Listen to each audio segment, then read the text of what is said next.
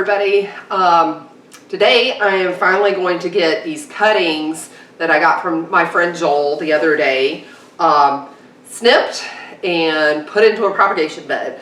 And I've done this a little bit in the past and been pretty successful with it. I haven't really done it with blackberries. I've done it mostly with my elderberries, but I thought I'd let you see what I'm going to do. And yes, I did have to look this up again because first of all, I don't usually do hardwood cuttings. I'm usually thinking about this in the spring when everything is just flourishing and there's all this new growth, and I'm like, oh, I want to get more elderberries in the ground or more this, that, or the other in the ground. Anyway, you can do hardwood cuttings and you can do them in the dead of winter. From what I understand, January, February time frame is perfectly fine to do it. So, like I said, Joel gave me all of these cuttings. I have blackberry, raspberry, and goji berry that I'm going to do. And I did do a little bit of looking up before I came on camera to make sure I'm doing this correctly. So I'm just going to tell you what I'm doing, and there might be other ways to do it out there. I'm not going to make any claims that this is definitely going to produce you another berry plant or anything of the sort. This is more just me trying to learn about propagation and see how it goes for me. Charlie built me a great propagation bed that I'm so excited about. He did that as a Christmas present, and for those of you who follow me on Instagram, you probably saw a post about it. But I have yet to put anything into that bed, and so these berry bushes are going to be the first thing. And I'm hoping this is going to light a fire under my tail and get me to do a lot of the other bushes that I need to propagate. So I've got mulberry trees that I want to do, definitely more elderberry. I have some gummy berry, and seems like there's something else, but I don't remember what it is right now. There's cats behind me as well as a rabbit in its pen, so you might hear all kinds of indoor noises. And of course, you know, in my household, there's going to be kids coming and going, maybe even a husband. We'll just wait and see. But we're going to keep moving on. So I usually keep a little basket that I just keep in the house, set aside all the time, so that when I'm ready to propagate something, I've just got all those tools right there ready to do it. But in that basket, I keep a pair of clippers or pruners or whatever you want to call these, a container of alcohol, some rooting hormone, and in this case it's a powder. There is a liquid available that I know some people like to use. I also keep a rag.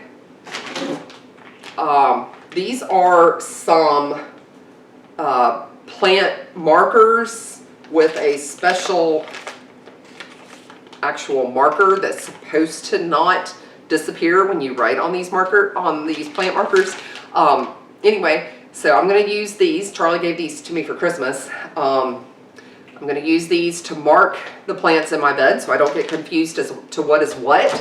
And then as a backup, oh, I actually don't have any brand new ones in here, but I do love to use these. They're these little metal tags that I just get off of Amazon, and they have a little metal, I don't know how well you can see that, a little metal tie, and they're press tags, so you just use a pen or a pencil and press whatever information. So I usually put the variety in as well as the date that I planted it or the date that I seeded or whatever, and that stays there. No problem at all unless the branch that it's on breaks off.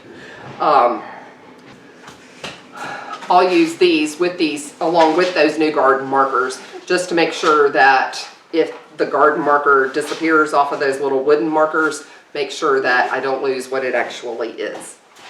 All right, so those are the basic things in my basket. Are you going outside? Yes, after I show him Wilder. Okay, there's Wilder. Yep.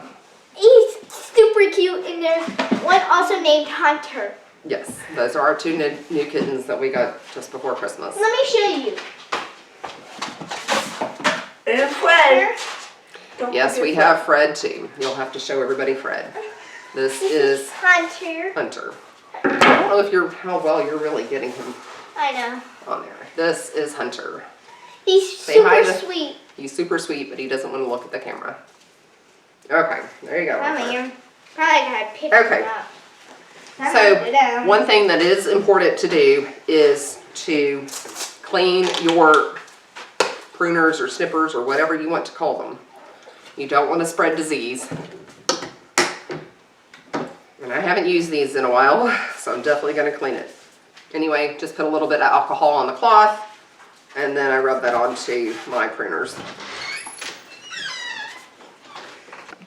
So these are all the blackberry cuttings that I have. Okay, so I have this one rather long, lengthy cane, and I know with some things it matters as to whether or not you're using the newest growth or the oldest growth or whatever to make cuttings. And to be honest, I don't know. Obviously you can tell that this is older growth because of its color. It's more of a purple color. And when you look down at this end, it's more of a green color. And so this is obviously newer growth. But we're just going to give it a try with this whole thing because, well, I already paid for the roots of the plant and I might as well give it a try. I have nothing to lose except for a couple of seconds of my time when it gets right down to it. All right, so first of all, this has a big long V right there. So I'm just going to go ahead and snip this off so we can use both of these different sections. And we're going to start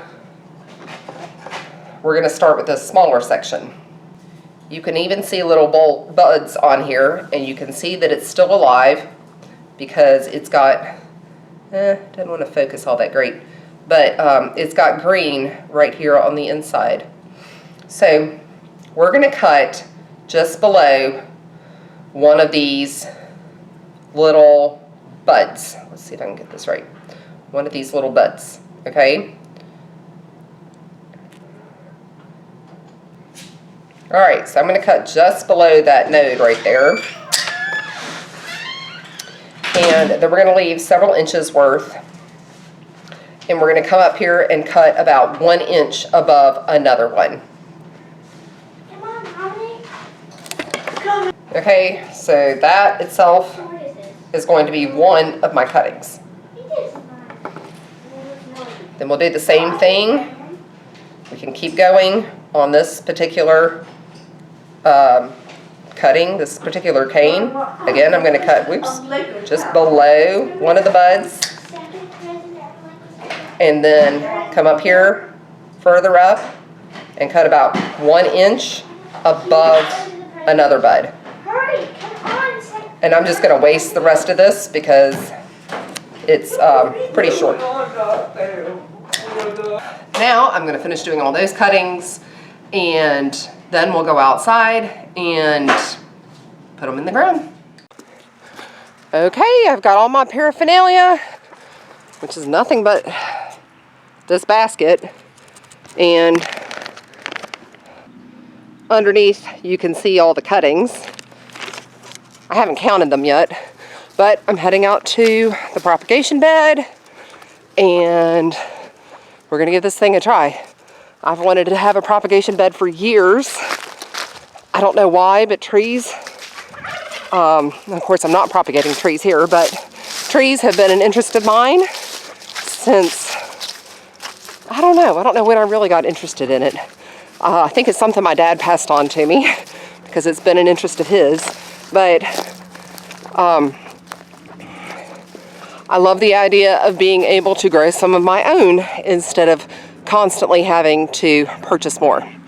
So, and I am a frugal person, especially in that regard. Also, I like to make a lot of my own things and not constantly be going to the store to get something new. So, this is one way that I'm able to do that. Anyway, this is my propagation bed. Charlie made it out of some cedar logs that someone had given to us, and he filled it with a mixture of peat moss and perlite. or it may have been vermiculite. They're both pretty similar. And he did layer it with some plastic that he poked some drainage holes in at the bottom. And that was nice and moist. Here, let's look at this medium again. Oh, you can actually see it's a little dry when I reach further down in there. So on the top, it's moist. It's kind of holding, it's moist. It's kind of holding together a little bit, but it's certainly not something that I can squeeze water out of. So, not too bad, but it definitely looks like I'm going to have to water this some more. Although, if you look at those clouds over there, it's supposed to be watering for me tonight. Maybe even in the form of snow. So, we'll wait and see. One thing that's really important to know is what's the top and what's the bottom of your cutting. And the reason that we cut it like this, I'm told, was a little trick. So you know that it's the bottom when it's cut right there at the edge below a node. And you know it's the top when it's cut up here, here you can see it better, away from a node, about an inch away from a node. So you always want to make sure it's the bottom that you're sticking into the ground. All we're going to do here is just stick these in the ground one at a time, about an inch apart. I did forget one thing I needed. I need some water to go with this rooting hormone. All you need to do though is dip the bottom of your cutting into the water and then dip it into the rooting hormone.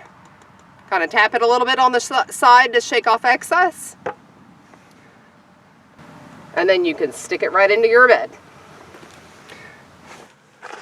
I'm going to repeat that process for all of these cuttings, and then I'll get back with you about how many we have at the end.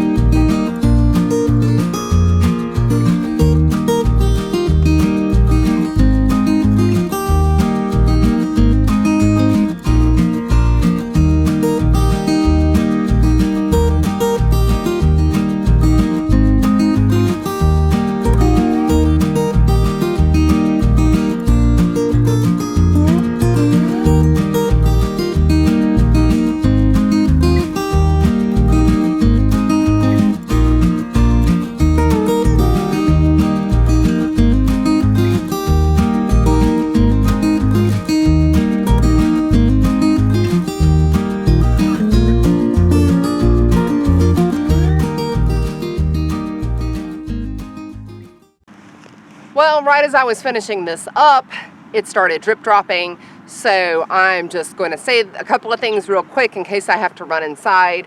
But it only took me a few minutes, and of course I didn't move very quickly. If I had everything, you know, constantly facing the right direction, maybe all tied together nice and neat so that things weren't tilting around in my basket or whatever, it would have made gone a little bit quicker. And of course I'm all hands at this because I'm brand new at it. So this really doesn't take any much time at all, and especially won't take much time once you get used to it. I'm going to use my little label, and I'm just going to write blackberry, thornless blackberry on it because I don't know the variety. Yeah, you can see how well that worked. And then this is one of those press tags. So I'm just going to write on it with a pencil, and I'm going to put today's date so that I know when I started these. I'm going to take one of these little wires out, stick it through the label,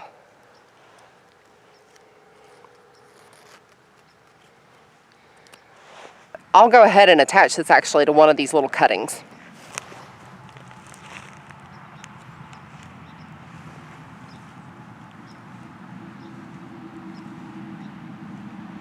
I don't ever put these on very tight, because I certainly don't want them to cut into the stem itself.